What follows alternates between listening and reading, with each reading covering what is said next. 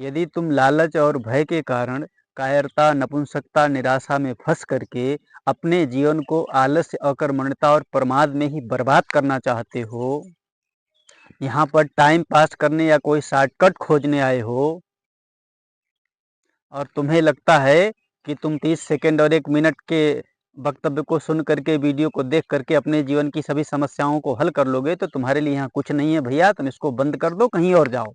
परंतु यदि अभी भी तुम्हारे भीतर थोड़ी सी भी आशा, उत्साह, साहस और धैर्य बाकी है ना, और तुम अपने लक्ष्य को पाना चाहते हो, अपने मानव जीवन को सफल और सार्थक बनाना चाहते हो, तो ये वक्तव्य भी तुम्हारे लिए है, ये चैनल भी तुम्हारे लिए, और मैं भी तुम्हारे लिए हूँ। तुम चाहो तो इस चैनल से जुड़ करके अपने जीवन को सफल बना सकते हो, अपने लक्ष्य को पा सकते हो, खोए हुए आत्मविश्वास को जगा सकते हो। अगर तैयार हो तो आओ, मैं तुम्हारा आह्वान करता हूँ, तुम्हारा स्वागत करता हूँ। चलने के लिए तैयार हो जाओ, उठो, जागो और आज से ही, अभी से ही सत्य पथ पर चल करके अपने लक्ष्य को पाने के लिए तैयार हो जाओ। देखो, मैं तुम्हें कोई यहाँ नया ज्ञान देने के लिए नहीं आया हूँ, तुम्हारे भीतर का खोया हुआ आत्मविश्वास जगाने के लिए आया हूँ, तुम्हारे भीतर की खोई हुई शक्ति की याद दिलाने के लिए आया हूँ। तुम्हारी शक्ति, तुम्हारी शांति, तुम्हारा ज्ञान, तुम्हारा आनंद, तुम्हारा जीवन, तुम्हारी स्वतंत्रता, सब कुछ तुम्हारे भीतर मौजूद है, विद्यमान है। भी रह सकते हैं ना, संदेह बिल्कुल भी मत। आम खाना बंद कर दो, दूसरे दूसरे जो उपाय हैं उनको अपना लो। माने जो सस्ते उपाय हैं, स्वस्थ रहने के लिए संयम की जरूरत है मात्र, तो अपने आप वस्तुएं सस्ती होने लग जाएंगी। महाराज जी का अपना काय पे चले जाए। हाँ, कौन सी चीज देखो भैया, समाज में बदलाव के लिए पूरे समाज जब बदलेगा ना, माने सब लोग जब उस नियम को मानेंगे तब बदले, या अधिकांश लोग माने तब ना परिवर्तन समाज में प्रभाव पड़ेगा। अब केवल हमारे अकेले दूध पी लेने से थोड़े संयम हो जाएगा। महाराज जी हो नहीं सकता, क्योंकि ये इतनी परिस्थितियां जटिल है, इस पे कोई कोई नियम काम करेगा। हाँ मतलब, हाँ बिल्कुल सही कह रहे हैं। मतलब देखो, जिसकी समस्या, जैसे हमने पहले भी कहा था, व्यक्ति की समस्या को व्यक्ति मिटा सकता है, परिवार की समस्या को परिवार मिटा सकता है, उसी परिवार में जो सामाजिक समस्या है वो पूरा समाज मिलकर के तब मिटा सकेगा, है ना। अपने जीवन की जो व्यक्तिगत समस्याएं हैं वो व्यक्ति को स्वयं मिटाना पड़ेगा। माने जिसकी जो समस्या है, जैसे दुनिया की जो समस्या है, दुनिया के सारे लोग जब तक नहीं मिलेंगे तब तक नहीं, माने जिसकी समस्या है उसी को मिटाना पड़ेगा वो, और समस्या का आरंभ व्यक्ति से होता है। समस्या कभी मिटेगी नहीं, जटिल ही होती जाएगी। हाँ बिल्कुल सही कह रहे हैं, क्योंकि अब उसी दिशा में जा रहे हैं ना सब लोग। समस्याएं अब बस केवल व्यक्तिगत रूप से मिटाई जा सकती हैं। जो थोड़ा थोड़ा शांति में रह रहा है, संपन्नता में रह रहा है, उसे पूरा समाज गलत, उसकी नजर में पूरा समाज गलत है, अपना सही है।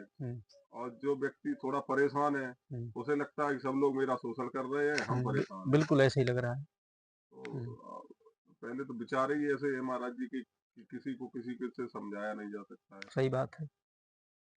अब वो तो बस केवल वही एक उपाय हो सकता है कि बलपूर्वक किसी के मन को पकड़ लिया जाए। तो कितने का पकड़ेंगे? हाँ, सबका तो पकड़ना संभव भी नहीं है, और फिर प्रकृति के विरुद्ध हो जाएगी ये तो बात। कोई अधिकारी हो तो उसका केवल पकड़ा जा सकता है। महाराज जी कितनों का पकड़ोगे? हाँ वही मतलब बात है ना, तो विकृत हो जाएंगे महाराज जी, बिल्कुल पागल हो जाएंगे तुरंत। अरे एक घटना है, वो एक महात्मा थे, मैं जानता हूँ उनको खूब अच्छे से। तो उनके पास एक साधक आया और उसने कहा महाराज ध्यान लगवा दो, और वो महात्मा जी थोड़ा कौतुकी थे उन्होंने उसके मन को पकड़ लिया, ठीक है। और जैसे ही शरीर मतलब छूटना शुरू हुआ ना आश्रय इसका, वो तो एकदम भड़बड़ा के उठ गया, नहीं चाहिए महाराज, ध्यान नहीं चाहिए, सब डूब गया डूब गया डूब गया करके चिल्ला के खड़ा हो गया। वो तो बोले क्यों भाई, क्यों, क्या हो गया? अभी तो तुम ध्यान चाहते थे बोले नहीं चाहिए, सब खत्म हो गया, सब खत्म हो गया, सब डूब गया सब 90% लोग महाराज जी इसी हालत में पागल हो जाएंगे।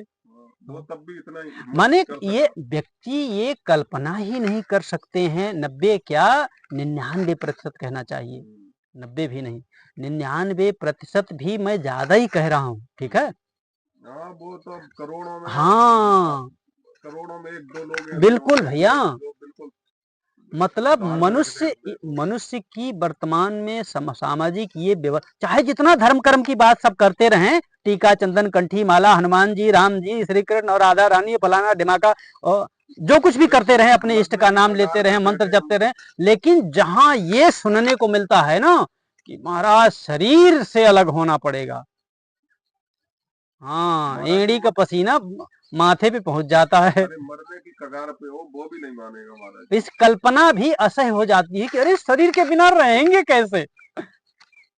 पर सच बात यह है कि शरीर जब खो जाता है ना, उसके बाद ही अपने वास्तविक जीवन का आरंभ होता है, उसके पहले नहीं। तो उस तरफ कूदने का साहस स्वयं में ही तो जुटाना पड़ेगा। वो आप जो है वो हो जाएगा, धीरे धीरे हो जाएगा, वो आज नहीं होगा, अगले जन्म में होगा, क्योंकि व्यवस्था ही ऐसी बनाई गई है ना, सॉफ्टवेयर ही ऐसा परमात्मा ने डाउनलोड किया है, वो अपलोड किया है, इंजीनियर उसका जिसने बनाया है ना, वो बनाया ही ऐसा है कि तुम्हें वही करना ही पड़ेगा।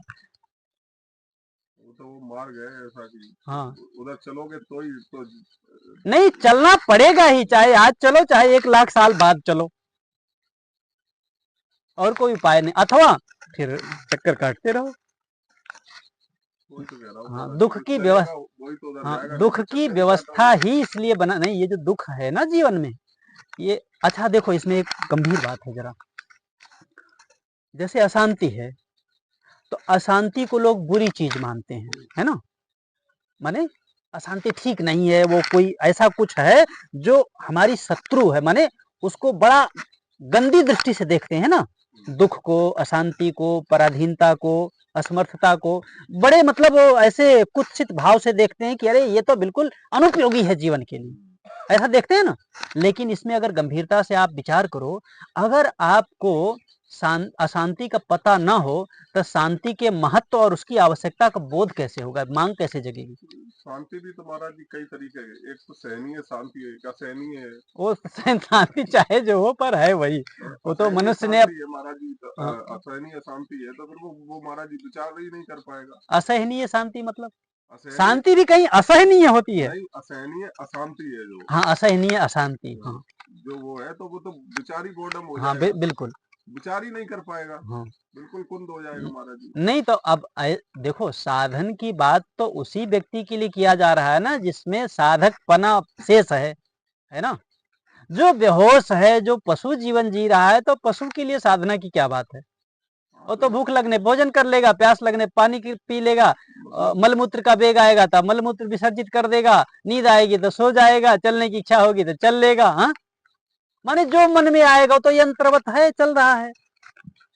किसी ने कोई 2 शब्द कह दिया, पंखे की तरह नाचने लगे, स्विच दबाया कोई और। हम तो कई जगह देखते महाराज जी, वो इतने ज्यादा खुद में इतने भ्रंग हैं कि उनसे क्या कहा। अभी जो आए थे ना वो बैठे थे, वो भैया वो दरोगा हैं, वहां पे बैठे थे ना एक बच्चों के साथ में, वो दरोगा हैं, ओशो के मतलब वो ओशो से जुड़े हुए हैं। हाँ जो बच्चों के साथ थे, हाँ जो बच्चा बोला था शांति और शांति, आपने पूजा को हाँ हाँ हाँ, तो अब चूंकि वो हमारी बातों को काट तो सकते नहीं है, इतनी तो हिम्मत है नहीं कि उसको गलत सिद्ध कर दें, पर उन्हें ओशो को सही से ज्यादा गहराई से नहीं पड़ा, पर वो सहन नहीं कर पा रहे थे मेरी बातों को, तो आपने कह भी दिया। हाँ वो कारण है, पता तो चल ही जाता है ना यार, ओशो को भी बहुत गहराई से पढ़ते तो महाराज जी तो मुंह बंद नहीं रहता, तब तो फिर बंद करने में बहुत टाइम लगता महाराज, टाइम लगता, लेकिन जो सत्य है वो तो सत्य ही होता है ना यार महाराज जी, क्योंकि ओशो भी महाराज जी बहुत बड़ी चीज है। हाँ बिल्कुल, इसमें कोई संदेह नहीं, माने बड़ी चीज केवल इसलिए है कि ऐसी बातों को बोल दिया कि आदमी उसी में उलझ के रह गया है, हाँ कुछ भी हो महाराज जी, हाँ उलझा दिया है बिल्कुल एकदम से बुद्धि से। समाज की जो सामाजिक दबाव था जो मनुष्य के ऊपर, हाँ या जो खोज की तरफ जा रहा था वो दबता था, हाँ ओशो ने थोड़ी तो महाराज जी और श्रृंखल बना दिया, स्वतंत्र नहीं। कुछ तो स्वतंत्रता दी महाराज जी, हम 100 लोग ओशो को अगर देखते हैं तब 5 लोग 10 लोग तो सत्य की ओर जाते हैं, 90 लोग उच्छृंखल हो जाते हैं। वो बात सही है महाराज, तो दबे कुचले जी रहे थे उससे तो बढ़िया ही महाराज जी। 90 लोग घुट के जी रहे थे महाराज जी, कुछ माने 90 लोग है ना उच्छृंखल हो गए, 10 लोग भी नहीं 5 लोग, हम कह रहे 5 नहीं महाराज जी, 2 ही लोग मान लो महाराज जी, लेकिन महाराज जी जो घुट के जी रहे थे, जो बेचारे परेशान थे, पीड़ित थे, तो कम से कम बर्बादी हो गए, कुछ ही हो गए महाराज जी, कुछ तो हुए। हाँ ठीक है, वो मतलब मैं तुम्हारा मानना ठीक है, तो ठीक है, तुम्हें खुशी मिले। टिप्पणी नहीं कर रहा हूँ, लेकिन मुझे खुशी नहीं मिले, हमें तो लगा महाराज हाँ जी वो कह रहा हूँ। हाँ, ओशो ने जो है ना ऐसे वक्तव्य दिए हैं कि व्यक्ति को सुनने में तो बहुत अच्छा लगता है ना, माने वाणी में इतनी ओजस्विता है, इतना आकर्षण है ना कि कोई भी व्यक्ति रजनीश जी को सुनेगा तो आकर्षित हुए बिना रह नहीं सकता है। ठीक है, मैंने भी तो सुना है ना, मेरा क्यों नहीं हुआ आकर्षण? मैंने भी तो सुना महाराज जी, मैंने तो कम से कम सुना होगा उन्हें 3-4 हजार घंटे। हमने इतना नहीं सुना, हाँ। हमें जरूरत नहीं महसूस हुई ना, तुम्हारा बाप असर हो गया। हमें जरूरत नहीं महसूस हुई ना उसकी। देखो सुधीर बाबू सुनो, गहराई तक जाओ। देखो जिस जो उनका कार्यकाल था ना, झेल नहीं रही महाराज जी की बात है ऐसा, हाँ वो झेल नहीं रहा था उनसे। उन्हें झेल नहीं रहा, गलत नहीं झेल रहा था ना, वो महाराज जी चक्कर है, नहीं कारण है महाराज जी, मुझे जो लगता है उन्होंने कुछ 1, 2, 3, 4 ही किताबें पढ़ी हुई। अगर और गहराई में जाते, छोड़ दो, अब तुम अपनी बात कर लो। तुमने गहराई में चढ़ी महाराज जी, इनकी थोड़ी शांति कर दे, तुम कर रहे हो। वो तो शांत ही है, उनमें क्या शांति करनी है? वो ओशो पे ज्यादा तुम करे, नहीं हम जा नहीं कह रहे, हम जा नहीं कह रहे, ओशो अपने आप में संपूर्ण है। और बात हमने ये कही ओशो ने एक रास्ता दिया, अब वो ठीक है महाराज। अच्छा एक बात बताओ, क्या रास्ता दिया जो पहले नहीं था? महाराज जी कोई पहले नहीं, अब मैं जो पूछता हूँ, जो उन्होंने विधियां दी हैं, जितनी भी विधियां दी हैं, ऐसी कोई एक विधि आप बताओ मुझे कि जो पहले किसी महात्मा ने न दिया हो या समाज में प्रचलित न हो। महाराज जी कितने लोग शिव सूत्र को जानते थे उससे? क्या शिव सूत्र? कितने लोग जानते थे महाराज जी? और आज कितने लोग जान गए हैं, जरा आप बताना। कम से कम बात तो होने लगी महाराज। बात होने से क्या होता है? झूठे दम्भ से, झूठा दम्भ करके न जानना ही अच्छा। देखो बेईमान आस्तिक से ईमानदार नास्तिक कहीं आगे होता है। न, वो आपकी बात बिल्कुल सही महाराज हाँ। जी, वो आदर्श समाज के लिए बिल्कुल आदर्श स्थिति है। हाँ। लेकिन ये समाज आदर्शों से नहीं चलता, गड्ढमड्ढ स्थिति से ही चलता है महाराज जी। अब ये जो आपकी धार, नहीं, देखो भैया, नहीं भैया सुनो, मैं आपकी इस बात से बिल्कुल भी नहीं मतलब सहमत हूँ। क्यों?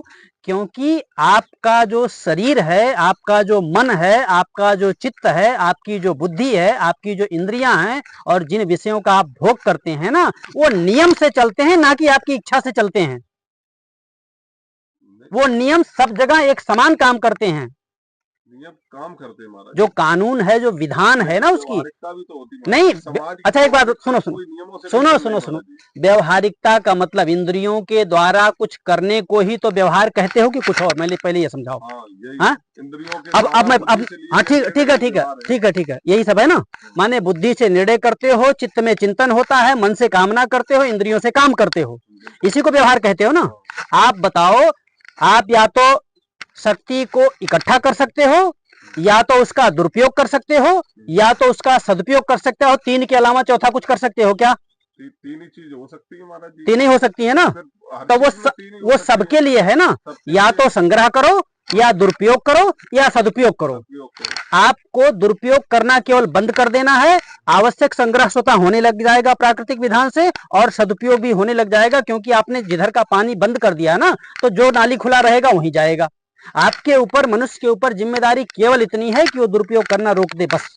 तो महाराज जी कुछ स्वभाव की भी तो मांगे होती है। कैसी स्वभाव, जरा बताएंगे? स्वभाव का प्रभाव ही तो होता है। हाँ, तो वही उसी स्वभाव के प्रवाह को तो संस्कार कहते हैं ना। अब जैसे तो वही तो सुनो तो भैया, उसी संस्कार से मुक्त कराने के लिए तो दुख का डंडा बजाया जाता है ना प्राकृतिक व्यवस्था से। बिल्कुल महाराज जी।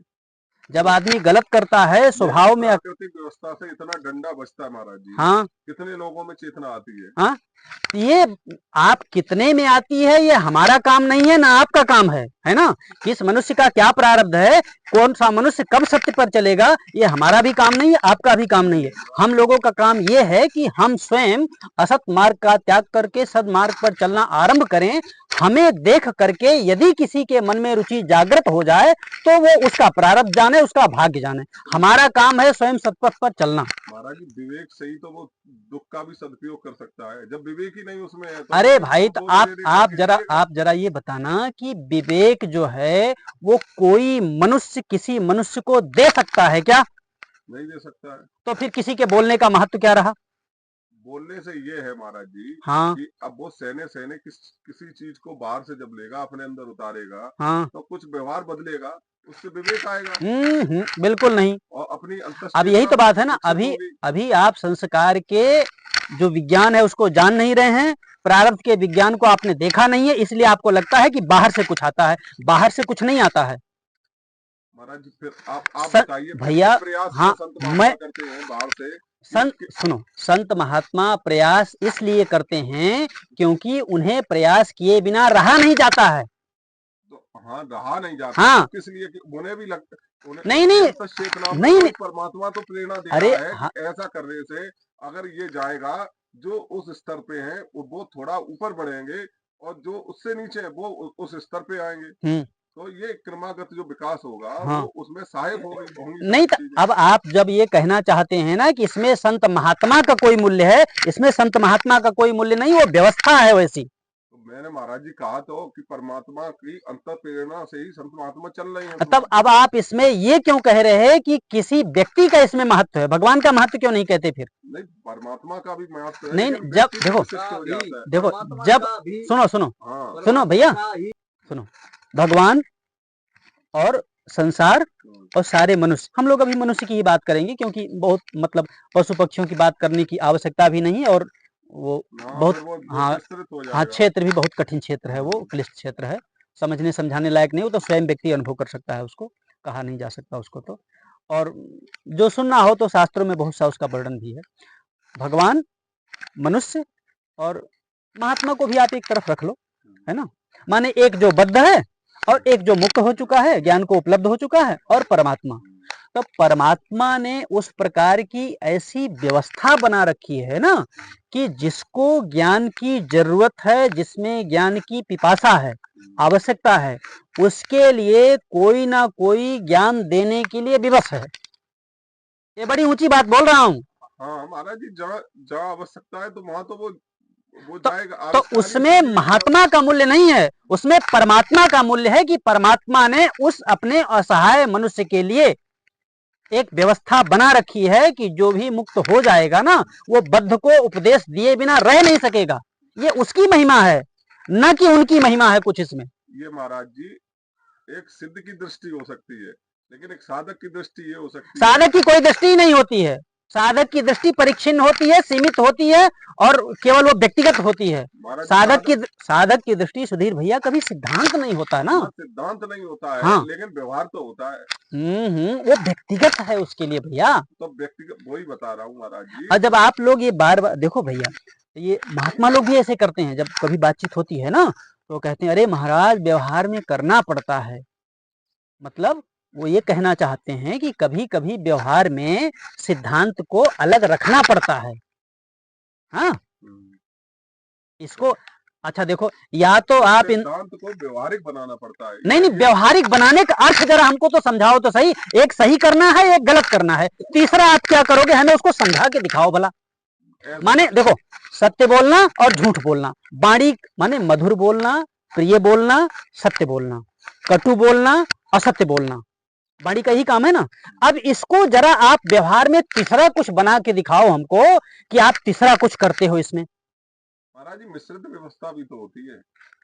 मिश्रित व्यवस्था वाले ही तो कचरे में जी रहे हैं ना, गंदगी में। अब महाराज जी अब ये बताइए, हाँ अब आज हम जो देखो उसी खान पान कर रहे हैं सब वो मिश्रित। सुनो तो भैया, उसी मैं जो कह रहा हूँ व्यवहारिकता सुनो तो सही, उसी मिश्रित व्यवस्था के कारण ही तो परेशान है ना।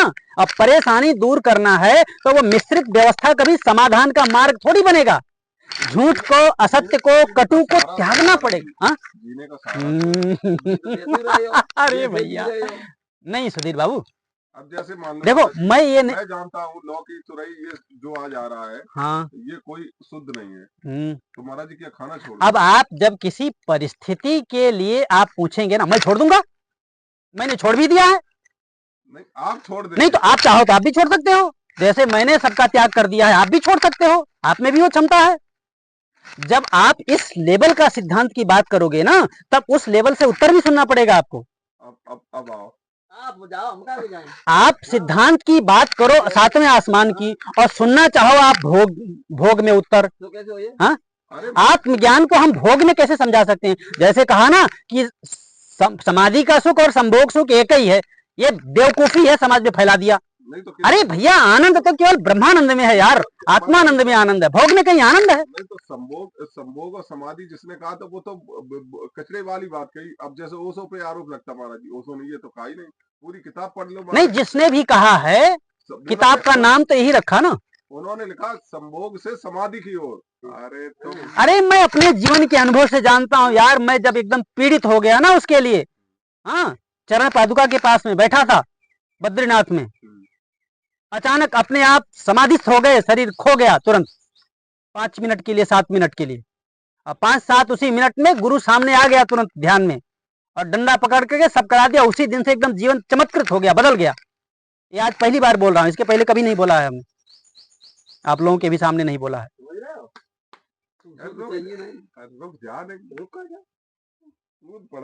जो आपके जीवन का विज्ञान है ना भैया, वो बिल्कुल सरल है, आसान है ना? अरे यार, जो आपका रचयिता है, जो आपका क्रिएटर है, आप स्वयं अपने ही जीवन में देख के देखो ना, क्या आप कभी चाहोगे कि आपका बेटा दुखी हो? महाराज जी ऐसा ना, सुख दुख के परे अब मेरे जैसे होते ये ना, तुम्हें लगता है? अरे महाराज जी लगता का महाराज जी है ही, वो तो भोगते नहीं। आप अगर उसको बुलाओगे तो आपके लिए दुखी भी होगा, आपके लिए हंसेगा भी वो। तब तब तब तब दुखी होगा, सुखी होगा जब हम उस लेवल पे पहुंच हाँ, तो जाएंगे। उसी पहुंचने के लिए तो आपको हमको बनाया है भैया। तो महाराज जी ये है ना, हाँ, अभी हम जिस लेवल पे हैं, उस लेवल पे तो हाँ, देखना और है। अच्छा, मैंने इसमें उसमें चलो है तो समझ गए, हाँ ठीक है, अब वो मान लिया। लेकिन आपके जो जीवन है ना, वो उसको इतना लंबा और क्लिष्ट क्यों बनाना, मैं ये कहना चाहता हूँ। अब महाराज जी जो क्लिष्टता में फंसा है, मैं जानता हूँ महाराज जी अपनी बात। हाँ, मैं किसी से भी बैठता उठता महाराज जी, मेरी जो ग्रंथियां थी मैं उसे खोल नहीं पाता अगर मैं तरह तरह की किताबें ना पढ़ता। हालांकि ओशो की तो बहुत कम पढ़ी उस समय पे, लेकिन फिर जो मिलती गई पढ़ता गया, और अपने आप कब छूटती गई। ठीक है, जब तो और जी आपके पास आए जब तब बहुत सी बातें और आगे बढ़ी। हाँ, जब आप और आगे बढ़ेंगे ना, तब अभी आप जो ये कह रहे हैं ना सब, हाँ तो वो तो महाराज आपको वो जो अब इसको सिद्धांत मत बनाओ, मैंने ऐसा कभी नहीं किया है महाराज जी वो तो अपनी वर्तमान परिस्थिति जो आज मुझे सही लग रही वो खराब लगेगी। और इससे बेचैनी भी होगी अभी नहीं, दिन में। खराब है ऐसा नहीं है, मतलब प्रत्येक साधक की योग्यता अलग अलग है, प्रत्येक साधक की रुचि अलग अलग है, इसीलिए अनेक प्रकार की साधन पद्धतियां हैं। अच्छा महाराज जी, तर्क करना उचित है कि अनुचित? नहीं, आवश्यक तर्क तो करना चाहिए ना, कुतर्क नहीं करना चाहिए, मतलब अनावश्यक रूप से कुतर्क नहीं करना चाहिए। तर्क करने का मतलब होता है ना, किसी विषय पर दो पक्ष जब हो जाते हैं ना, कि ये सही है या ये सही है, तो दोनों पक्षों पर विचार किया जाता है ना, और जो सही सिद्ध हो जाए अनुभव के द्वारा, ज्ञान के द्वारा, उसको दोनों ही, हाँ, दोनों को मान लेनी चाहिए, दोनों व्यक्तियों को। हाँ, जो निष्कर्ष निकले, तो दोनों में से जो भी पक्ष सही सिद्ध हो, उसको दोनों को मानना चाहिए, स्वीकार करना चाहिए। और सत्य की सिद्धि सदैव अनुभव से ही हुआ करती है, किसी ग्रंथ और व्यक्ति के प्रमाण देने से नहीं हुआ करती है। और अनुभव हम आपसे पूछते हैं, आपके दोष जो है जीवन में, जो भी जीवन में दोष है, अलग अलग मनुष्य के अलग अलग प्रकार की गलती और दोष और भूल हो सकती है, लेकिन आपके जीवन में जिस भी प्रकार का दोष है, आप उस दोष को अपने ज्ञान से जान सकते हैं या नहीं? अपने ज्ञान से जान सकते हैं ना। और अगर आप सुनो, नहीं, अब दो पक्ष बनाता हूं यहां से, ये बड़ा इंटरेस्टिंग विषय है, बहुत मनुष्य के लिए बड़ा आवश्यक विषय है। मान लीजिए आप ये कहें कि हम अपने ज्ञान से उस दोष को नहीं जान पा रहे हैं, तो किसी के बताने से आप जान लेंगे क्या? अब ये जरा गंभीर बात है, बहुत सोच विचार के उत्तर देना इसमें। किसी के बताने से जान तो नहीं लेंगे, माने आपका दोस्त, सुनो सुनो, लेकिन आप किसी के पास आने जाने से हाँ वो जागृति हो सकती है कि हम जान सकते हैं। हाँ, उसके जीवन का प्रभाव पड़ सकता है, वो अलग विषय है। लेकिन किसी और का माने कोई और आपके अनुभव को कैसे जान लेगा? नहीं जाने हाँ? वो नहीं जाने। आपने वर्तमान में क्या करना चाहते हैं, भूतकाल में आप क्या कर चुके हैं, कोई और इस बात को आपका कैसे जान दोस्त लेगा? जानेगा कैसे कोई? अच्छा, और जब तक आप अपने दोषों को न जान लें, जब तक न जान लें, तब तक उसके मिटाने की बात उत्पन्न हो सकती है क्या कभी? नहीं हो सकती ना। जब दोषी नहीं दिखेगा तो मिटाने की बात कैसे उत्पन्न होगी? मिटाओगे क्या? मिटाओगे क्या? अच्छा, और अगर आपको अपने जीवन में अपने ज्ञान से अपना दोष दिख गया, तो क्या आपको पीड़ा नहीं होगी? पीड़ा तो होगी, तभी होगी। तो प्रयास अब यहाँ दो पक्ष नहीं, अब हर बात में दो पक्ष बना रहा हूँ।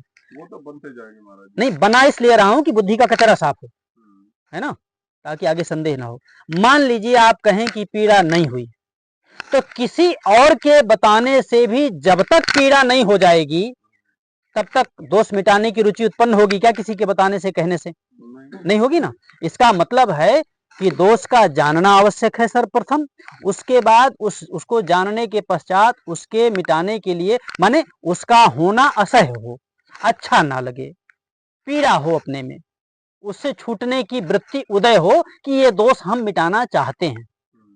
अब मैं आपसे पूछता हूं या कहता हूं आपसे कि अगर इतनी बात आप में प्रकट हो गई, माने आपने अपने दोष को जान लिया और मिटाने की इच्छा जागृत हो गई, तो दुनिया के किसी बाहरी गुरु की जरूरत पड़ेगी क्या आपको? नहीं पड़ेगी ना।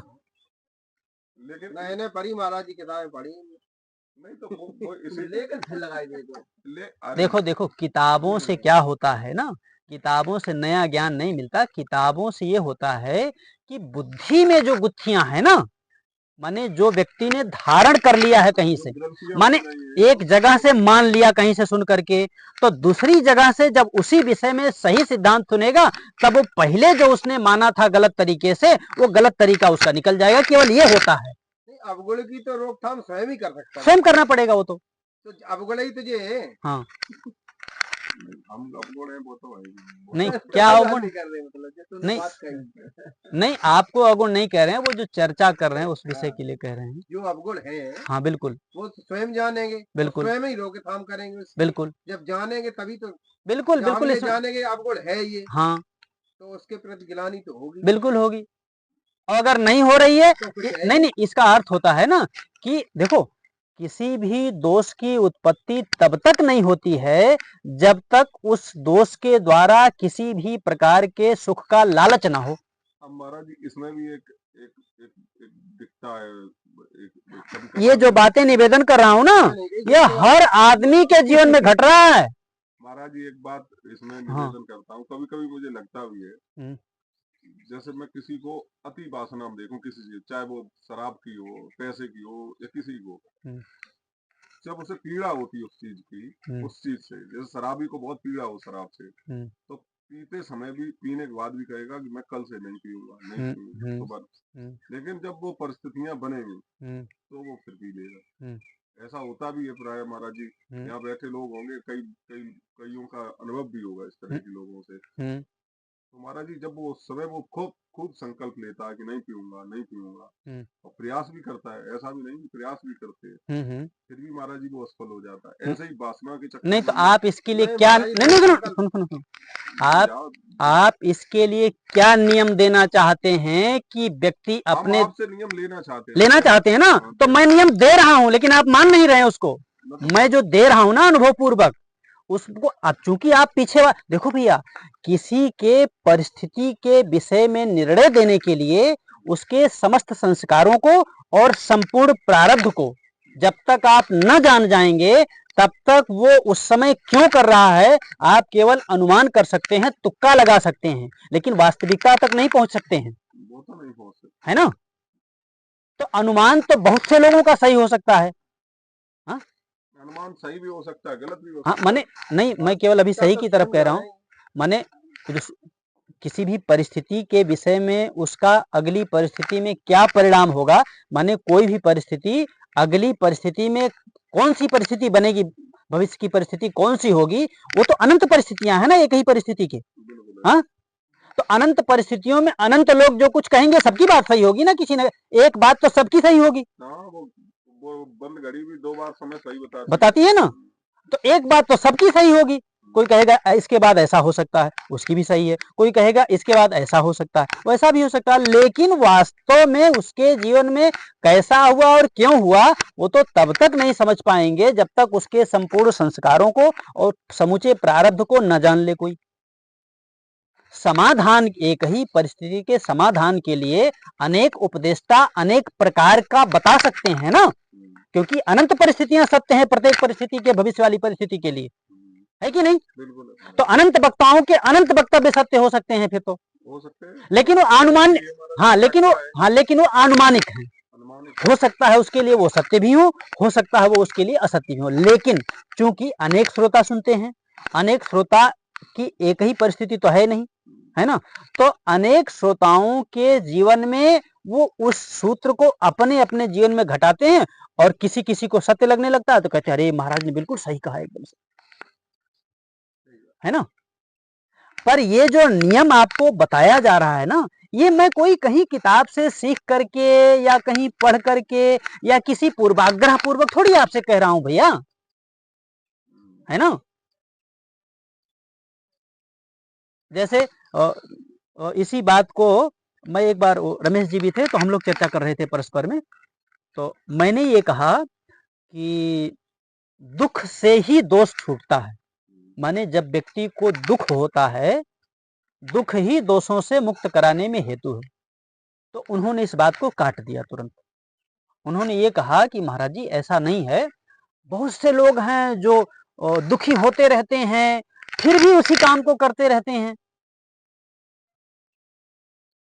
तो दुख एक पक्ष उनका भी है। हाँ, लेकिन वो ऊपर ऊपर से विचार किया, है ना।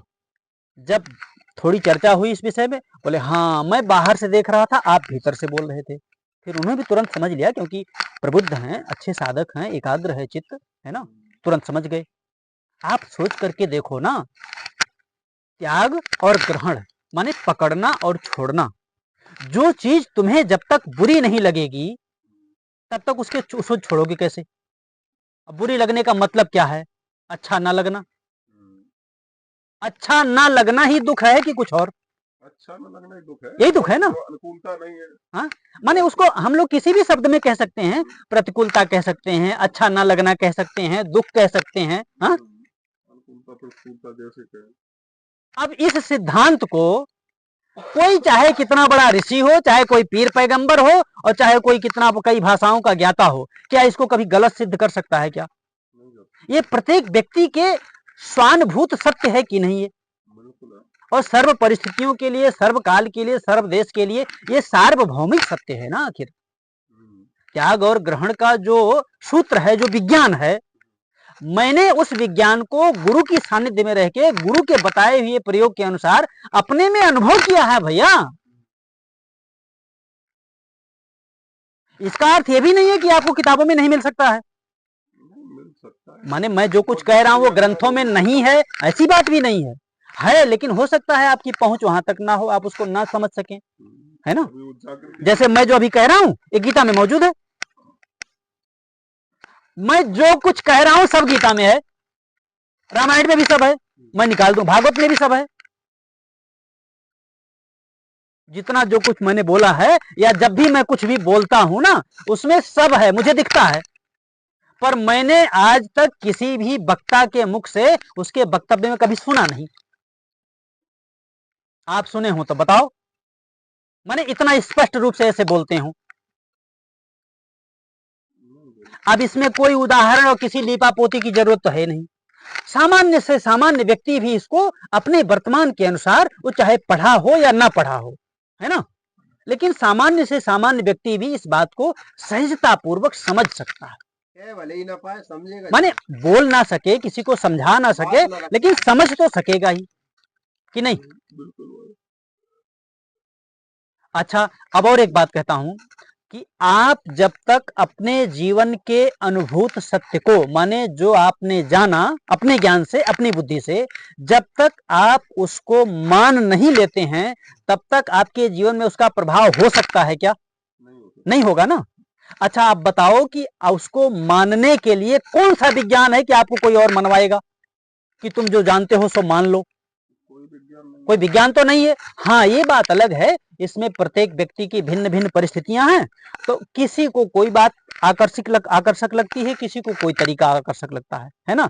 इसी बात को अनेक अनेक वक्ता अनेक अनेक तरीकों से बताएंगे, तो जिस व्यक्ति को जो तरीका अच्छा लग जाएगा, मन में बैठ जाएगा, रुचिकर लग जाएगा, वो उस व्यक्ति का संग करने लग जाएगा, और जब संग करने लग जाएगा तो उसके प्रभाव से धीरे धीरे प्रभावित भी होने लग जाएगा, है ना। पर वो कर रहा है स्वयं सब कुछ, रुचि भी उसी में है, आकर्षित होने की सामर्थ्य भी उसी में है, अपने सत्य ज्ञान माने अपने अनुभूत ज्ञान को मानने की भी सामर्थ्य उसी में है, कोई बाहर से दे नहीं रहा उसको। परमात्मा की व्यवस्था के अनुसार वो विज्ञान उसमें भरा गया है। अगर ये गलत आपको लग रहा हो या इसमें कुछ और नई बात आपके समझ में आ रही हो तो आप बताओ भाई। हमको तो नहीं लगता भैया इससे आगे आप सच, मैं ये तो ऐसा कहना अभिमान की बात हो जाएगी सुधीर बाबू, पर मैं बिल्कुल अब क्या कहूं, स्वाभिमान पूर्वक कह रहा हूं, ये जो कुछ नियम निकल रहा है ना, मैं नहीं बोल रहा हूं, अपने आप आता है सब।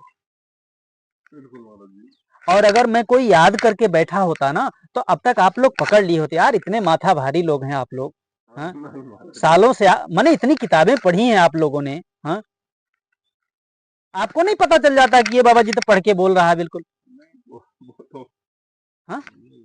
हाँ लेकिन किताबों की जो बातें जैसे कहता हूँ, मान लो गीता का कोई बात कहा तो उसको बता भी देता हूँ कि ये गीता की बात है। नहीं महाराज जी, आप किसी वक्तव्य को लेके कोई वैसा संशय नहीं है। हाँ। जो बात होती है वो महाराज जी वो केवल बात करने के लेकिन क्यों बात करने के लिए? यही बात मैंने आपको अनेक बार कहा है कि आप क्यों इस प्रपंच में पढ़ना चाहते हैं, यही ये कमजोरी है साधक की। नहीं वो महाराज जी टाइम पास नहीं महाराज जी, टाइम पास नहीं, ये राग है, राग नहीं, द्वेष नहीं, राग है ये।